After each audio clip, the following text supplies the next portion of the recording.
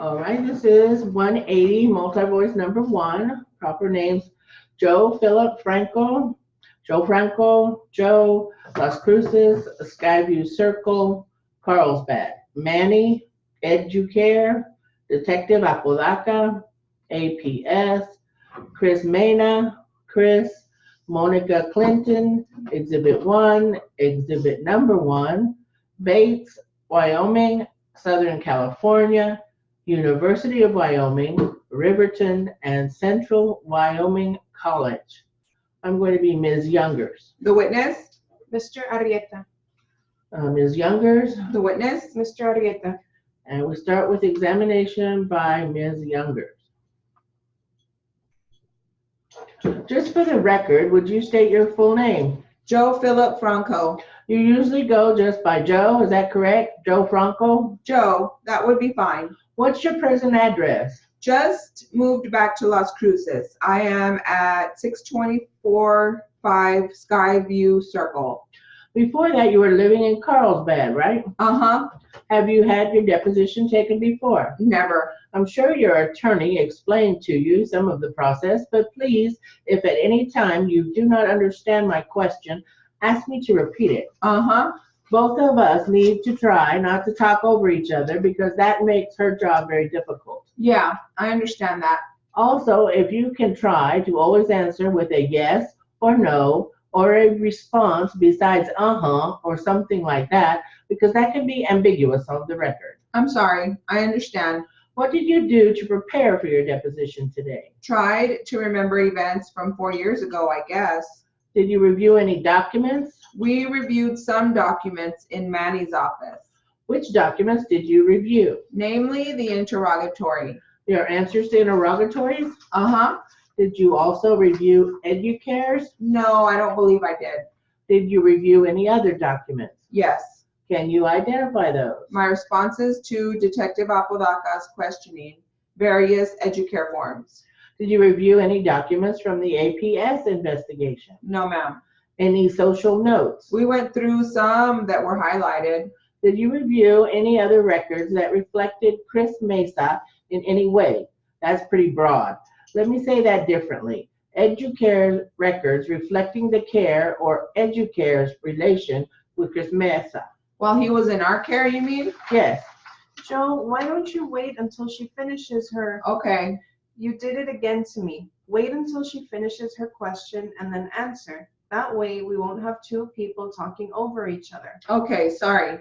Yes. Any documents reflecting Chris while he was receiving Educare care services? Yes. Progress notes, fire evacuation forms, which are fire drill forms, personal hygiene forms or sheets, domestic skills sheets, self-administration medication sheets.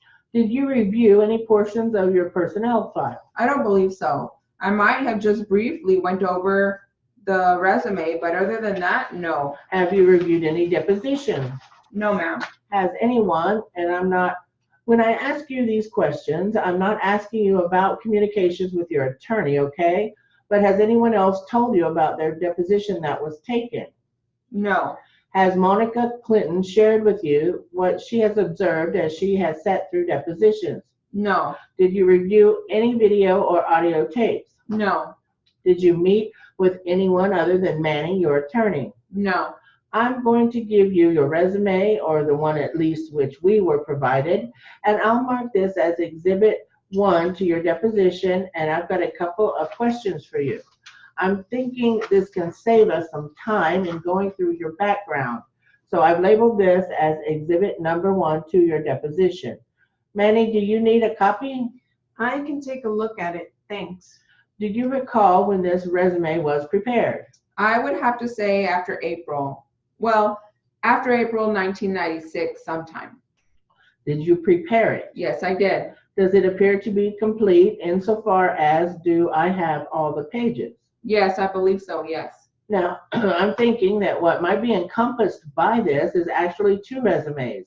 If you notice, there are numbers, Bates numbers, on the bottom of the documents, and it starts with 1127 going through 1130, appears to be one resume, and then there's another resume or what I think may be another resume, starting on 1131. Is that correct? Yes. When would this resume have been prepared? The second one, the one beginning on 1131. Prior to my employment with Educare. I think you have to be a little more specific on your question. You're right. Let me ask it this way. Do you recall whether you have this to Educare when you were first applying for a position? I believe so, yes. Based on this resume, it appears that you are originally from Wyoming. Is that correct? I moved here from Wyoming. I'm not originally from here. Where are you originally from? Southern California. When did you move to Wyoming? I believe June 1993. Then you completed high school in Wyoming. Is that correct? Yes. Well, then it must have been 83, correct, when you moved to Wyoming? Yes, I'm sorry. I was going to say either that or you had a really condensed education. And then you have some college, is that right? Yes, ma'am. Tell me about your college studies. Basically, I started off at the University of Wyoming. I completed a year there. I then went back home where my father and stepmother were living in Riverton, and I attended a year back at Central Wyoming College. Then I went back to the University of Wyoming again for another year. I have to back up and look at this. I believe at that time I got married, was working for a while.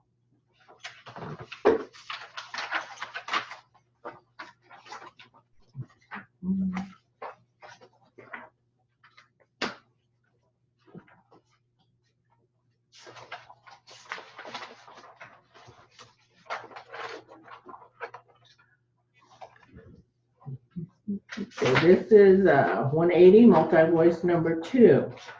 Proper name, Lisa Rubio. Ingrid Lisa Rubio Macias. Exhibit number 1 and 2. Guatemala. Arizona ID. Permanent residence card. Ingrid R1. Ms. Macias. Ms. Harbor. Mosaico Book Club. Respondents 1, Rubio, Lisa, Social Security Bill of Review, Petitioner, Taco Bell, Ingrid Lisa Macias Rubio, Macias, El Paso, United States, ICE, Immigration, Gomez's. And I'm going to be Ms. Gonzalez. The witness? The court. Ms. Gonzalez. The witness? The court. And we start with questioning by Ms. Gonzalez, followed by colloquy for a little ways.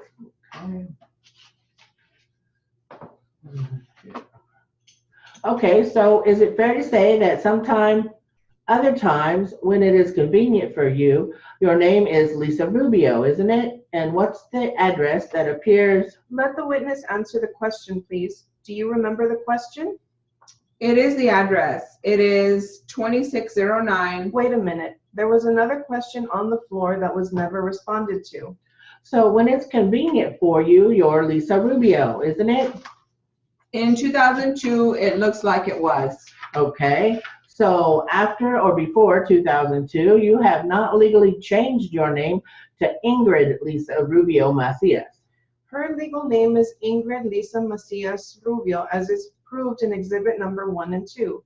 That is her legal name on her Guatemala passport and Arizona ID and on her permanent resident card. Your Honor, it could be, but that question is something different. Just a minute. You're saying that her legal name was changed. Her legal name is Ingrid, the first name. But this is something different, Judge. I'm asking her if at all the times in her life she has used other names besides her legal name. That wasn't what you asked her. You asked her has she changed her legal name.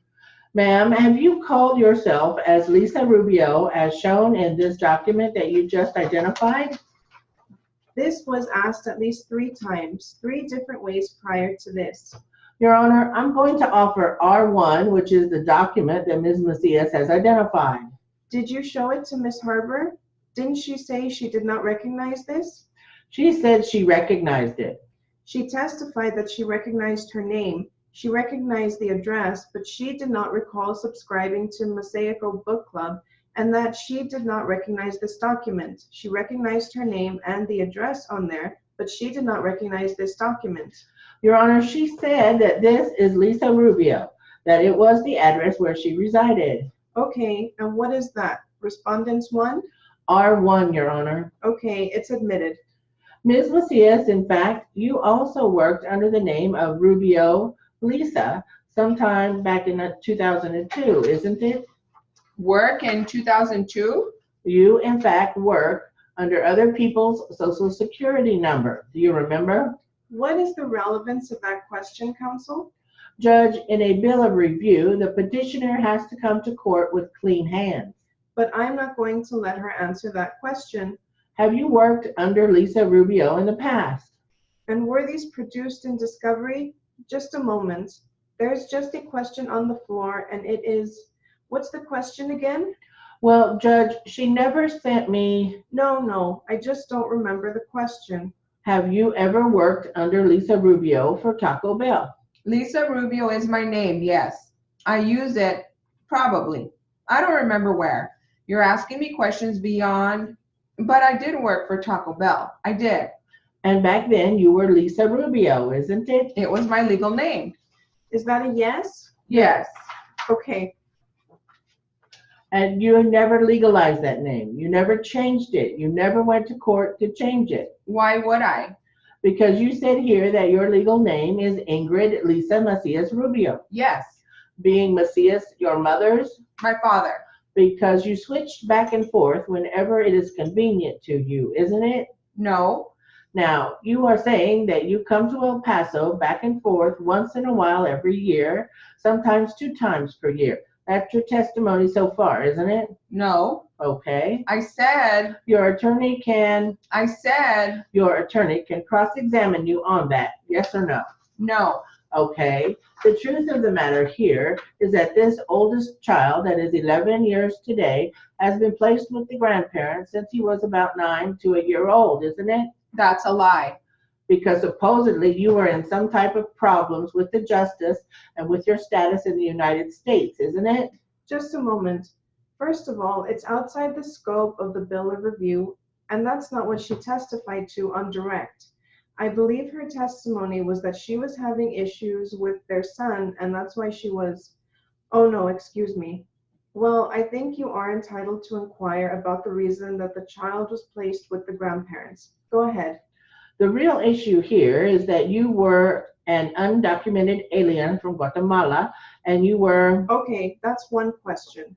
an undocumented alien from Guatemala in the United States. Isn't it a fact? At one point, yes.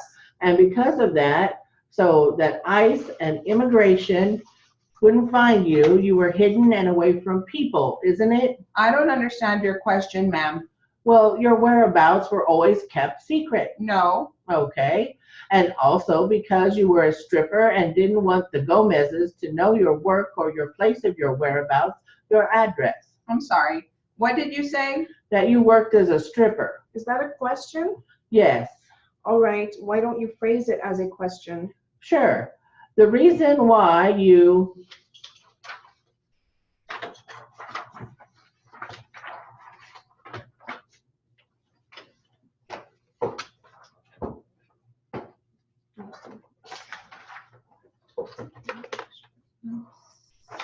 Oh, so here's where I need Mr. Phillips.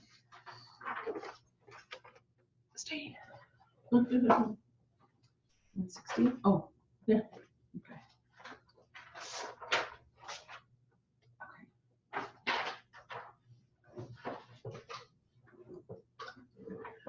So this is 160, multi-voice number 1.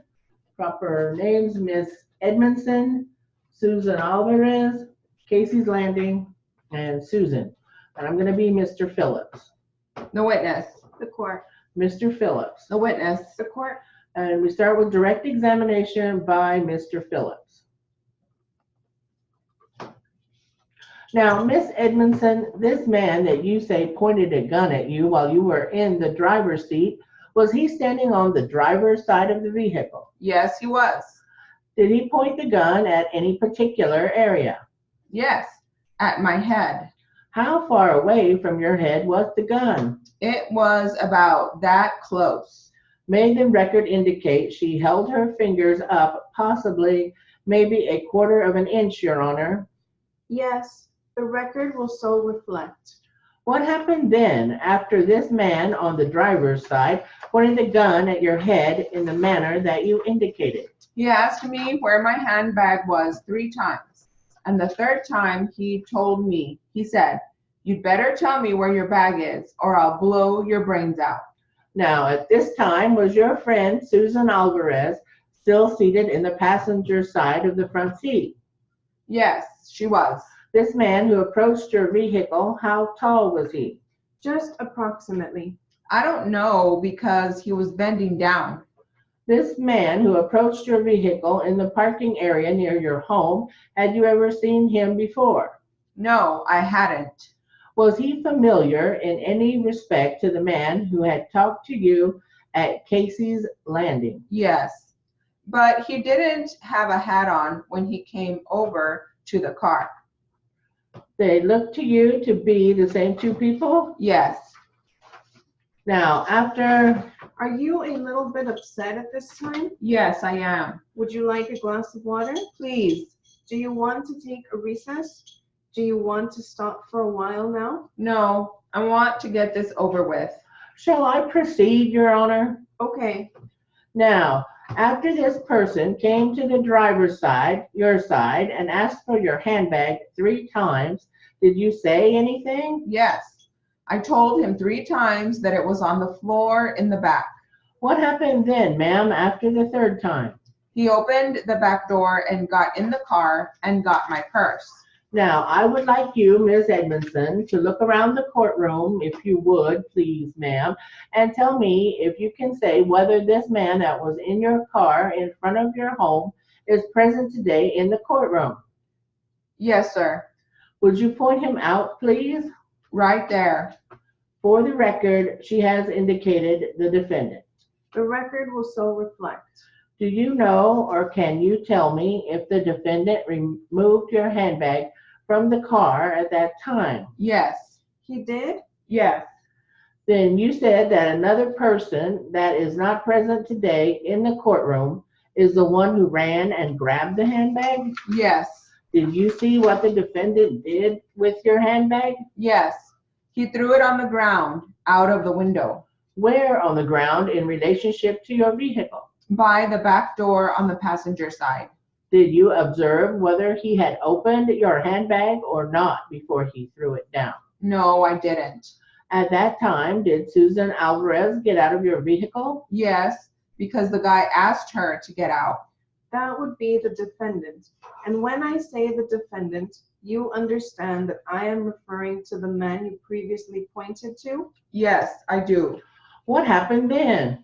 He went to search her, and Susan went running across the street, screaming for help. Now, you say that he went to search her. Who is that, ma'am? The defendant. The defendant seated here? Uh-huh. Now, what did he do when you say that he went to search her? What did the defendant do? He was frisking her like a policeman would. Did the defendant put his hands on Susan's neck like he wanted to choke her? Yes, he did. And then after the defendant started to put his hands on Susan's neck, is that when she started to run? Yes. She broke away from him and started running. And was she saying anything as she was running? Yes, she was hollering, "Help." Did something happen while she was running? Yes. The one that grabbed my handbag off the ground went running across the street and hit Susan on the head and knocked her down. Now, you indicated he knocked Susan down. How did he do this? With his fist. And Susan fell to the ground? Yes. What happened then? Then he shot her once. As he was going away, he looked over at me and shot her the second time. About how far was this man with the gun from you at the time that he shot Susan? About 30 feet away.